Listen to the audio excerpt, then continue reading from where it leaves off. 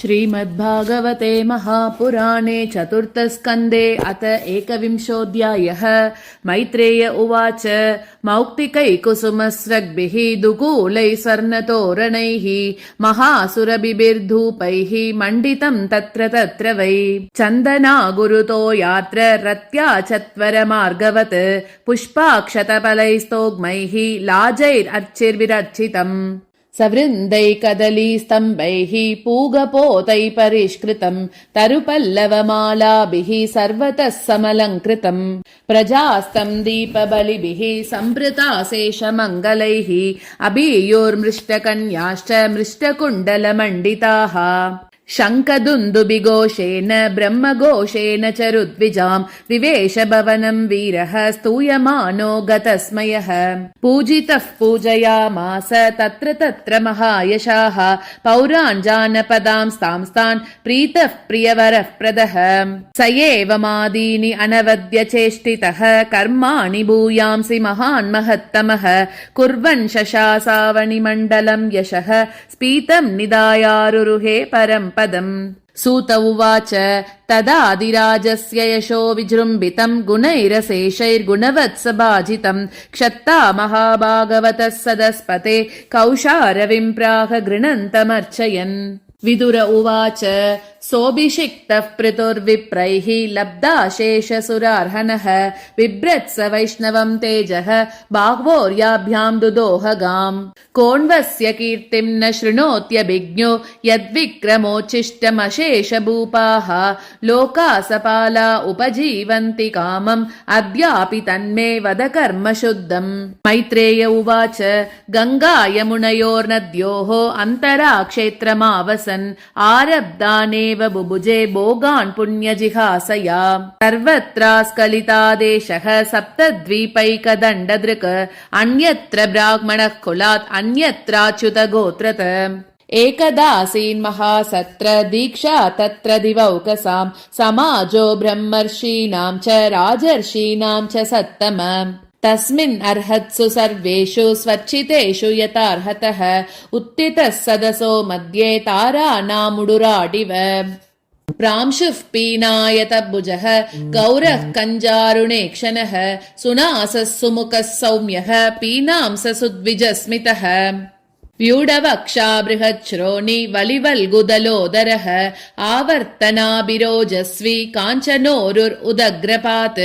सूक्ष्मवक्त्रासितस्निग्ध मूर्धजः कम्बुकन्दरः महादनेदुकूलाग्रे परिधायोपवीय च व्यञ्जिताशेषगात्र श्रीः नियमे न्यस्तभूषणः कृष्णाजिनधरः श्रीमान् कुशपाणिः कृतोचितः शिशिरस्निग्धताराक्षः समैक्षत समन्ततः ऊचिवाणिदमुर्वीशः सदः संहर्षयन्निव चारुचित्रपदं श्लक्ष्णं मृष्टं गूढमविक्लवं सर्वेषामुपकारार्थं तदा अनुवदन् इव राजोवाच सभ्या शृणुत भद्रं वः साधवो यैहागताः सत्सु जिज्ञासुभिर्धर्मम् आवेद्यं स्वमनीषितम् अहं दण्डधरो राजा प्रजानामिह योजितः रक्षिता वृत्तिदस्वेषु सेतुषु स्थापिता पृथक् तस्य मे तदनुष्ठानात् यानाहुर्ब्रह्मवादिनः लोकास्युः कामसन्दोहा यस्य तुष्यति दिष्टदृक् यवुद्धरेत्करं राजा प्रजाधर्मेषु अशिक्षयन् प्रजानां शमलं भुङ्क्ते भगं च स्वं जहाति सः तत्प्रजाभर्तृपिण्डार्थं स्वार्थमेवानसूयवः कुरुतादोक्षजदियः तर्हि मेऽनुग्रहः कृतः यूयं तत् अनुमोदत्वं पितृदेवर्षयो मलाः कर्तुश्शास्तुरनुज्ञातुः तुल्यं यत्प्रेत्य तत्फलम् अस्ति यज्ञपतिर्नाम केषाञ्चित् अर्हसत्तमाः इहामुत्र च लक्ष्यन्ते ज्योत्स्नावत्यः क्वचित् भुवः मनो उत्तानपादस्य ध्रुवस्यापि महीपतेः प्रियव्रतस्य राजर्षेः अङ्गस्यास्मत्पितुः पितुः ईदृशानामतान् येषामजस्य च भवस्य च प्रह्लादस्य बलेश्चापि कृत्यम् अस्ति गताभृता दौहित्रातीनृते मृत्योः शोच्यान् धर्म विमोहितान् वर्गस्वर्गापवर्गानां प्रायेणैकात्म्यहेतुना यत्पादसेवाभिरुचिस्तपस्विनाम् अशेषजन्मोपचितम् मलम् दियः सद्यः क्षिणोति अन्वहम् एदति सति यतापदाङ्कुश्च विनिसृता सरित् विनिर्दुताशेषमनोमलः पुमान् असङ्गविज्ञानविशेषवीर्यवान् यदङ्घ्रिमूले कृतकेतनः पुनः न संस्मृतिम् क्लेशवहाम् प्रपद्यते तमेव यूयम् भजतात्मवृत्तिभिः मनोवचः कायगुणैः स्वकर्मभिः अमायिनः कामदुगाङ्घ्रिपङ्कजम् यताधिकारावसितार्थसिद्धयः असाविहानेकगुणो गुणोद्वरः पृथक् विदद्रव्यगुणक्रियोक्तिभिः सम्पद्यते अर्धाशयलिङ्गनामभिः विशुद्धविज्ञानगणस्वरूपतः प्रधानकालाशयधर्मसङ्ग्रहे शरीर एष प्रतिपद्य चेतनाम् क्रियाबलत्वेन विपुर्विभाव्यते यतानलो दारुषु तद्गुणात्मकः अहो ममामि वितरन्ति अनुग्रहम् हरिम् गुरुम् यज्ञभुजामधीश्वरम् स्वधर्मयोगेन यजन्ति मामका निरन्तरम् क्षोणितले दृढव्रताः मा जातु तेजः प्रभवेन्महर्तिभिः तितिक्षया तपसा विद्यया च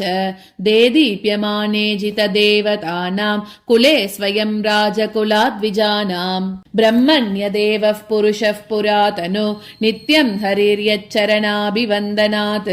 अवापलक्ष्मीमनपायिनीम् यशो जगत्पवित्रम् च महत्तमाग्रणीः यत्सेवया शेषगुहाशयस्वराड् विप्रप्रियस्तुष्यति काममीश्वरः तदेव तद्धर्मपरैर्विनीतैः सर्वात्मना ब्रह्मकुलम् निषेव्यताम् पुमान् लभेतानतिवेलमात्मनः प्रसीदतोऽत्यन्तशमम् स्वतः स्वयम् यन्नित्यसम्बन्धनिषेवया ततः परम् किमत्रास्ति मुखम् हविर्भुजाम् अश्नात्यनन्तः खलु तत्त्वकोविदैः श्रद्धाहुतम् यन्मुख इज्यनामभिः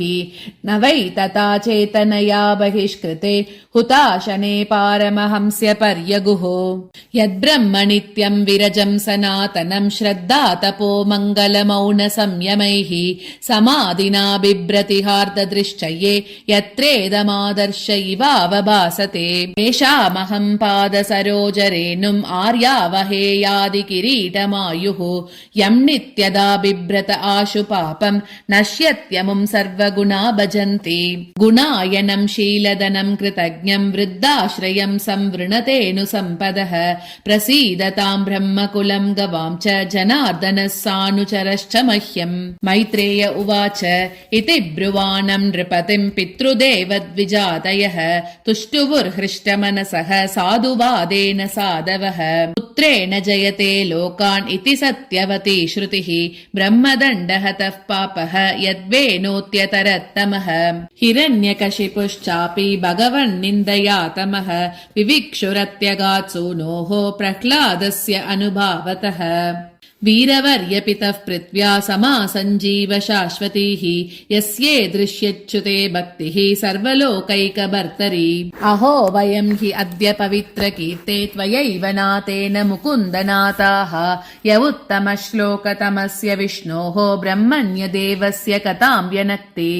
नाद्यद्भुतमिदम् नाथ तवाजीव्यानुशासनम् प्रजानुरागो महताम् प्रकृतिः करुणात्मनाम् अत्यनत्तमसः पारः त्वयोपासादितः प्रभो भ्राम्यताम् नष्टदृष्टीनाम् कर्मभिर्दैव सञ्जितैः नमो विवृद्धसत्त्वाय पुरुषाय महीयसे यो ब्रह्मक्षत्रमाविश्य बिभर्ति तम् स्वतेजसा इति श्रीमद्भागवते महापुराणे पारमहंस्याम् संहितायाम् चतुर्थस्कन्धे एकविंशोऽध्यायः।